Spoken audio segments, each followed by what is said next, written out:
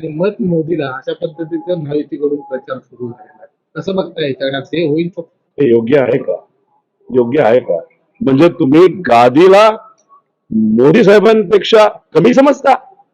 हा संदेश तुम्ही भाजपचे लोक इथं देतात.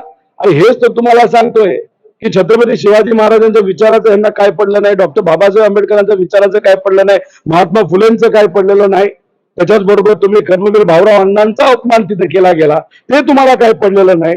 आणि तुम्ही म्हणता की मोदी हे महत्वपूर्ण आहेत आणि बाकी सगळ्याच्या गाद्या गाद्या म्हणजे गादी नसती, ती परंपरा आहे.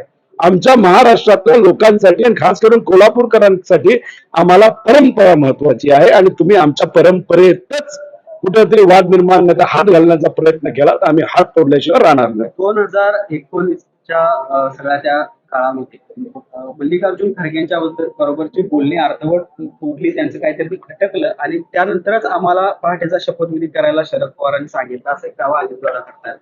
अजितदादा कुठे आहेत आता?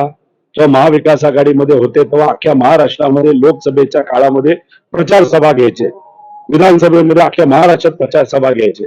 आज कुठे बसलेत? बारामती लोकसभा मतदारसंघामध्ये सोसायटीमध्ये जाऊन प्रचार करत बसलेले आहेत. भाजपला जे पाहिजे होतं पवार कुटुंब त्यांनी फोडलं, पवारांमध्ये वाद निर्माण केला. आणि मग अजितदादा जे उद्या पुरोगामी विचारावर राहिले असते तर कदाचित उद्या जाऊन ते आपल्या बरोबर राहून महाराष्ट्राचे मुख्यमंत्री झाले असते. पण ते न करता आज दादा कुठे तर सोसायटीचा प्रचार करतात.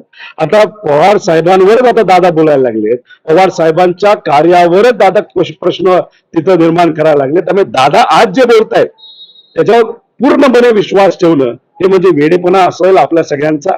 पूर्वीचे दादा आणि आत्ताचे दादा फार मोठा फरक आहे. पूर्वीच्या दादांचा आम्ही फॅन होतो, आत्ताचे दादा हे भाजपचे दादा आहेत.